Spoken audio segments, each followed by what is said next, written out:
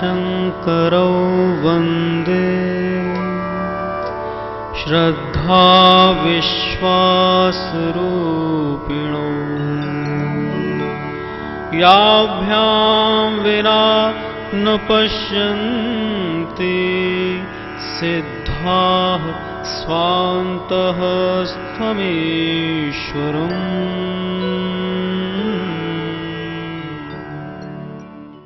जनमानस यह जानता है कि श्री रामचरितमानस की रचना गोस्वामी तुलसीदास ने की, लेकिन यह जानकर आश्चर्य होगा कि इस ग्रंथ की रचना स्वयं भगवान शिव ने की थी। जगत गुरु शिव ने पार्वती जी को कैलाश पर्वत पर श्री रामचरितमानस सुनाई। यह एक ऐसी दिव्य कथा है जिसको विस्तार पूर्वक सुनाया ही नहीं गया, वरन माता पार्वती को दिखाई भी गई। यह ऐसी कथा है जिसमें भगवान शिव एवं माता पार्वती इस कथानक के पात्र भी बन गए। यही कथा नीलगिरी पर्वत पर काकभीषुंडी जी ने गरुड़ को भी सुनाई एवं उसके पात्र भी बन गए।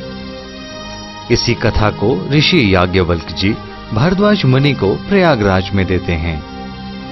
इसी कथा को संत तुलसीदास जी अपने शिष्यों को भी सुनाते हैं। भगवान शिव ने जब इस ग्रंथ का नाम रखना चाहा, तब उनकी दृष्टि अपने मानस पर गई, जहां श्री राम का चरित्र निवास करता है। भगवान शिव ने सोचा कि मेरे मानस में प्रभु श्री राम का चरित्र निवास करता है, अतः इस ग्रंथ का नाम उन्होंने श्री रामचरितमानस रखा।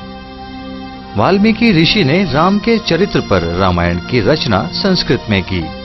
जब भगवान शिव ने देखा कि ये ग्रंथ केवल कथानकों में ही रह गया है, तब उन्होंने संत तुलसीदास को प्रेरणा दी और यह ग्रंथ कथानकों में सिद्धांतों को पिरोकर हिंदी में अनुवादित किया गया। लगभग 350 वर्षों से अधिक हो चुके थे और यह ग्रंथ विश्व के कोने कोने में विशेषकर हिंदुओं तक पहुंच चुका था और घर घर पढ़ा जाने लगा था। भगवान शिव ने देखा कि इस ग्रंथ को पाकर भी मानव काफी दुखी है एवं इसकी कथाओं तक ही सीमित रह गया है। तब सन 1924 में उन्होंने इस संस्था के आदि प्रेरणा स्रोत पंडित बद्री नारायण त्रिपाठी जी को इसके गूढ़ सिद्धांतों की व्याख्या समझाई, जिसको समझकर प्रयोग करने से मानव की दुखों से मुक्ति संभव है।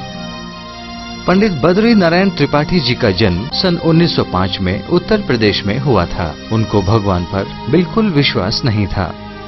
वे प्राणायाम को काफी महत्व देते थे। प्राणायाम पर उनका अच्छा नियंत्रण भी था। एक बार प्राणायाम करते समय उनकी कोई रक्त शिरा फट गई। डॉक्टरों द्वारा उनकी बीमारी को लाइलाज घोषित कर दिया गया। पंडित जी को मालूम था कि उनकी आयु 20 वर्ष की ही थी, जो पूरी हो चुकी है। उन्हें लगा कि अंत समय अब निकट है। तब उन्होंने स्वयं से कहा कि अगर भगवान हैं तो मुझे दर्शन दें। अगर ऐसा हुआ तो मैं अपना सारा जीवन भगवत सेवा में दे दूंगा। इसी प्रकार कातर हृदय से प्रार्थना करते हुए एक शाम पंडित बद्री नारायण जी एक पेड़ के नीचे बैठे थे। तभी एक सिंहासन जिस पर माता जानकी और प्रभु श्री राम विराजमान थे नीचे उतरा और माता जानकी के पैर का अंगूठा उनके मस्तक से स्पर्श हुआ। इसी के साथ अनुभव हुआ एक दिव्य प्रकाश का। इतना गंभीर शक्तिपात होने पर बद्री नारायण जी 8 घंटे की समाधि में चले गए। समाधि से जागने पर वे पूर्णतः रोग मुक्त हो चुके थे। इसी प्रकार मां की कृपा से उनको आयु के 20 वर्ष और प्राप्त हुए। संसार में एक नए संत का आगमन हुआ। गुरुदेव ने निश्चय किया कि ईश्वर दर्शन के बाद अब घर जाना व्यर्थ है। वे सीधे अयोध्या गए। वहां पहुंचकर जब वे एक मंदिर में शिवलिंग पर जल चढ़ाने लगे, तभी साधु वेश में भगवान शिव स्वयं उन्हें अपने साथ लेकर गए और 2 माह तक अपने साथ रखा एवं भगवान शिव ने श्री रामचरितमानस का वह ज्ञान बद्री नारायण त्रिपाठी जी को दिया, जो उन्होंने पार्वती, गरुड़, याज्ञवल्क्य, वाल्मीकि और तुलसीदास जी को दिया था। अयोध्या से लौटकर वे वापस इलाहाबाद आए और अपनी शिक्षा पूरी की। उन्होंने प्रख्यात दार्शनिक प्रोफेसर रानडे के निर्देशन में शंकर रामानुज भाष्य समन्वय विषय पर पीएचडी की। त्रिपाठी जी को श्री रामचरितमानस का जो सर्वोच्च ज्ञान प्राप्त हुआ, उसमें गृहस्थ जीवन को त्याग से ऊंचा स्थान दिया गया है। त्रिपाठी जी स्वयं गृहस्थ थे। राम राज्य में प्रायः लोग गृहस्थ आश्रम में रहते हुए उच्चतम आध्यात्मिक स्थिति को प्राप्त थे। त्रिपाठी जी को वेदों, श्री रामचरितमानस, भागवत एवं गीता पर पूर्ण अधिकार प्राप्त था। एक और जहां उनका निर्गुण ब्रह्म से तादात्म्य होता था, वहीं दूसरी ओर सगुण रूप की सतत अनुभूति थी। विद्यार्थी जीवन में ही बद्री नारायण जी का दिव्यात्मा योगी जी से संपर्क हुआ। योगी जी की आध्यात्म की प्रगाढ़ता देखकर पंडित बद्री नारायण त्रिपाठी जी ने उनको श्री रामचरितमानस का सैद्धांतिक पक्ष दिया। सन 1944 में शरीर छोड़ते समय उन्होंने अपने सदशिष्य योगी जी को अपने मिशन का उत्तरदायित्व सौंपते हुए कहा था, मैंने श्री रामचरितमानस के दिव्य सिद्धांतों को ब्रह्मांड में उछाल दिया है। ग्रहणशील व्यक्ति उसे प्राप्त करके अपना जीवन विकसित करेंगे और दूसरों के लिए प्रकाश स्तंभ होंगे। सन 1944 में सद्गुरु द्वारा शरीर छोड़ देने के बाद उनके उद्देश्यों की पूर्ति का पूरा दायित्व श्री योगी जी पर ही था। पूज्य श्री हृदय नारायण योगी जी का जन्म 6 जुलाई सन 1905 में उत्तर प्रदेश में हुआ था। सद्गुरु के सिद्धांतों को प्रयोग रूप देना ही योगी जी के जीवन का मिशन बन गया। अपने जीवन में मानस योग साधना के सिद्धांतों का सफल प्रयोग कर अपने साथियों के जीवन को विकास पथ पर लगाया। पूज्य योगी जी ही पृथ्वी पर एक ऐसे संत हुए हैं जिनका कहना है कि साधना का संबंध क्रिया से नहीं है। साधना का आधार विचार और भावना का परिवर्तन है। उनके संदेश किसी भी धर्म, संप्रदाय, जाति की संकीर्णताओं से ऊपर हैं। उन्होंने कान में फूंकने वाले मंत्र के गुरुडम के स्थान पर सिद्धांत और उसके प्रयोग पर बल दिया, जिससे दुख निवृत्ति हो सके। उनका उद्घोष था कि ईश्वर प्राप्ति में चमत्कारों का कोई महत्व नहीं है, बल्कि आध्यात्मिक मार्ग में ये बाधक हैं। योगी जी पृथ्वी पर प्रथम संत हुए जिन्होंने यह उद्घोष किया कि भोजन में शक्ति नहीं है, यह शरीर के निर्माण का तत्व है। शक्ति आत्मा में है और गहरी नींद में शरीर चार्ज होता है। उन्होंने उपवास पर अनेक सफल प्रयोग किए, हजारों लोगों को असाध्य रोगों से छुटकारा दिलाया। सन 1966 में उन्होंने उत्तर प्रदेश के राजभवन में तत्कालीन राज्यपाल के संरक्षण में एवं सन 1984 में दिल्ली के लाजपत भवन में डॉक्टरों की देखरेख में सफल प्रयोग किए। सन 1994 से सन 1999 की अवधि में उनके 309 साधकों पर मेडिकल कॉलेज मेरठ के द्वारा शोध कार्य के अंतर्गत 3 MD की डिग्री प्रदान की गई। उपवास पर विश्व की यह पहली वैज्ञानिक खोज थी। सन 1999 में मेरठ में भोजन से शक्ति नहीं विषय पर एक अंतर्राष्ट्रीय सम्मेलन का आयोजन किया गया। श्री रामचरितमानस में वर्णित तप को जीवन में उतारने वाले साधकों को विश्व के वैज्ञानिकों ने एक आश्चर्य के रूप में देखा। सन 1956 से 1999 तक उन्होंने देश और विदेश की सतत यात्राएं की ताकि ग्रहणशील साधकों को रोग, शोक, भय और वियोग के दुखों से मुक्ति मिल सके। 92 वर्ष की अवस्था तक वे अमेरिका, कनाडा, फिजी, ऑस्ट्रेलिया आदि देशों में मानस योग साधना के संदेश हेतु जाते रहे। सन 2001 में दिव्यात्मा योगी जी ने अपने मिशन का दायित्व अपने सदशिष्य श्री अखिलेश जी को सौंपकर नश्वर शरीर का त्याग किया। मेरठ के सेवाग्राम में स्थित उनकी समाधि प्रेम स्थली मानवता के लिए एक प्रेरणा स्रोत है।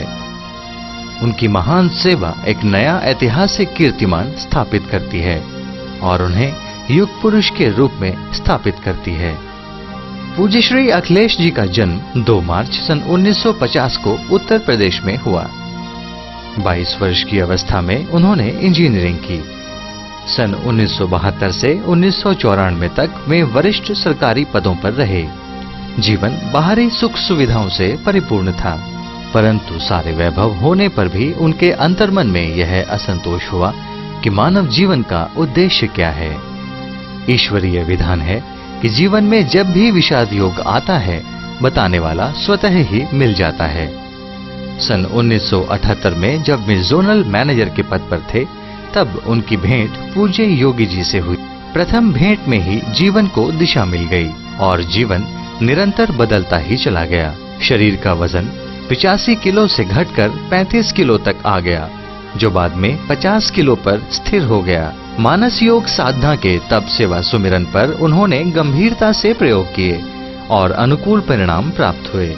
सन 1994 में क्षेत्रीय प्रबंधक के पद से त्याग पत्र देकर विश्व में इन सिद्धांतों के प्रचार प्रसार में पूर्ण रूप से लग गए। भारत के साथ साथ विभिन्न देशों जैसे America, Canada, New Zealand, Germany, London, Australia, Fiji, Holland, Nepal आदि देशों के मंदिरों, चर्चों, गुरुद्वारों एवं सिनेगॉग्स आदि में उनके प्रवचनों द्वारा मानस योग साधना का विस्तार होने लगा और केवल भारतीय ही नहीं वरन Christians, Jewish, Dutch, Spanish, German, French, Chinese आदि सभ्यताओं के लोग लाभान्वित होने लगे। इन देशों के समाचार पत्र, दूरदर्शन एवं रेडियो केंद्र भी उनका भरपूर प्रचार कर रहे हैं।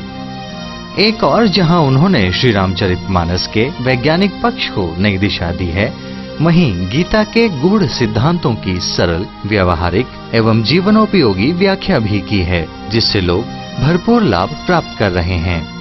भारत के विभिन्न प्रांतों के लोग भी मानस योग साधना के तप सेवा सुमिरन के सिद्धांतों को अपने जीवन में अपनाकर जीवन को दुखों से मुक्त कर रहे हैं और सहज ही में भीतर स्थित ईश्वर के सच्चिदानंद स्वरूप अर्थात शरीर में अखंड स्वास्थ्य, इंद्रियों में अखंड शक्ति, मन में अखंड आनंद, बुद्धि में अखंड ज्ञान और अहम में अखंड प्रेम का प्रागट्य कर रहे हैं, जिसके प्रभाव से एक और दया, क्षमा, करुणा आदि गुणों का विकास एवं दूसरी ओर ईर्ष्या, द्वेष, घृणा आदि सूक्ष्म विकारों से मुक्त होते हुए सुखी जीवन यापन कर रहे हैं। सन 1982 में उन्होंने सरकार के वरिष्ठ पद पर रहते हुए 45 दिन जल पर उपवास किया। उनकी शक्ति दिन पर दिन बढ़ती गई, यद्यपि वजन कुछ कम हुआ। वितरण के सिद्धांत के अनुसार अपनी आय एवं संपत्ति का 10% ईश्वर सेवा में अर्पण करना उनके जीवन का अंग बन गया था, जिससे उनमें पूर्ण अनासक्ति प्रकट हो रही है। ध्यान पर वह देश और विदेश में हजारों लोगों को लाभान्वित कर रहे हैं। जिन तप सेवा सुमिरन के सिद्धांतों को वह विश्व में दे रहे हैं, उन्हें कुरान शरीफ में रोजा, ज़कात, नमाज, बाइबल और जूइश ग्रंथों में fasting, charity, prayer, Guru Granth Sahib में तप, दसबंद और सिमरन, श्री रामचरितमानस में तप, सेवा, सुमिरन एवं गीता एवं वेदों में यज्ञ, दान और तप के नाम से भी कहा गया है। दिव्यात्मा योगी जी द्वारा संस्थापित 2 संस्थाओं मानस साधना मंडल एवं international association for scientific spiritualism के पूज्य श्री अखिलेश जी वर्तमान में आध्यात्म प्रमुख हैं। उनका जनमानस के प्रति यही संदेश है कि आप चाहे किसी भी धर्म, संप्रदाय या जाति के हों, मानस योग साधना के सिद्धांतों को अपने जीवन में अपना सकते हैं और स्वस्थ, संपन्न और तनाव मुक्त जीवन के साथ साथ भगवत प्राप्ति का मार्ग प्रशस्त कर सकते हैं। यही उनकी शुभकामनाएं हैं। श्री रामचरितमानस के जिन सिद्धांतों का वे प्रचार कर रहे हैं, उसके अनुसार संपन्नता भी भरपूर होनी चाहिए। एक और आंतरिक आध्यात्मिक विकास और दूसरी ओर भरपूर संपन्नता ही अलौकिक जीवन है, जिसे राम राज्य भी कहा गया है, जहां पर गृहस्थ जीवन को छोड़कर जंगल जाना अनिवार्य नहीं है। राम राज्य में अधिकतर लोग गृहस्थ आश्रम में ही थे, जो ईश्वरीय प्रेम में दिव्य स्थिति को प्राप्त थे। संस्था का प्रमुख केंद्र बद्रीनारायण सेवाग्राम उत्तर प्रदेश मेरठ में स्थित है, जहां पर विभिन्न देशों से एवं भारत के विभिन्न प्रांतों से साधकगण आते रहते हैं। इस आश्रम में किसी प्रकार की क्रिया की प्रधानता नहीं है। साधना के 2 ही केंद्र हैं, विचार और भावना, जिसे रामचरितमानस में अर्धनारीश्वर के रूप में प्रदर्शित किया गया है। यहाँ पर कान में मंत्र फूंकने जैसी कोई क्रिया नहीं है। सैद्धांतिक मंत्र तो एक ही है, जो दिखे सो कुछ का कुछ, जो ना दिखे सो ही सब कुछ।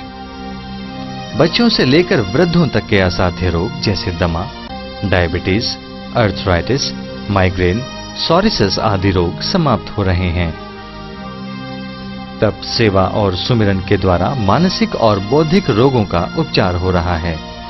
अमेरिका जैसा देश जहां तनाव बहुत अधिक है, में भी तप, सेवा, सुमिरन एक अचूक उपचार के रूप में प्रयोग हो रहा है। आइए आपको मिलवाते हैं ऐसे ही कुछ साधकों से। My name is Shyam Chaudhary. I am 56 years old. I live in McLean, Virginia. I've been in USA for about 30 years, and I've been knowing the Tap Seva Sumiran principle maybe for last 15-20 years, but I have not really paid much attention until last 5 years.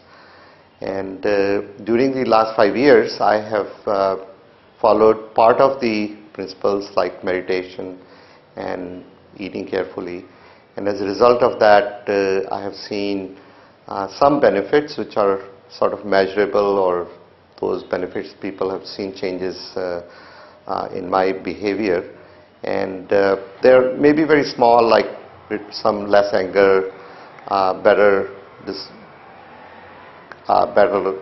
relations with the people. For example, just in last 4 months I had developed a slightly higher blood pressure, and I had two choices, either to take medicines or do something else, and I had done 7 days of fasting, and as a result of that my blood pressure went down. So I believe that if I continue in that way, I wouldn't have to take the blood pressure medicine. About 25 to 40% Americans are suffering from obesity, and looking at the statistics, it appears that they are going to have reduced longevity at least by 20 years in next few years. For the first time in our history of mankind, we are going to witness that our children are going to live less by 20 years in front of our eyes on account of obesity. As we all know, American government is spending 20% of their gross national product on healthcare, and this is rising 10% every year. I don't think that present system of medicine is going to reduce this healthcare cost unless we teach American people to change their lifestyle. What I have seen after visiting ashram, that people who are living in the ashram have adopted the lifestyle, and they were suffering from these same diseases, have seen remarkable improvements in their health.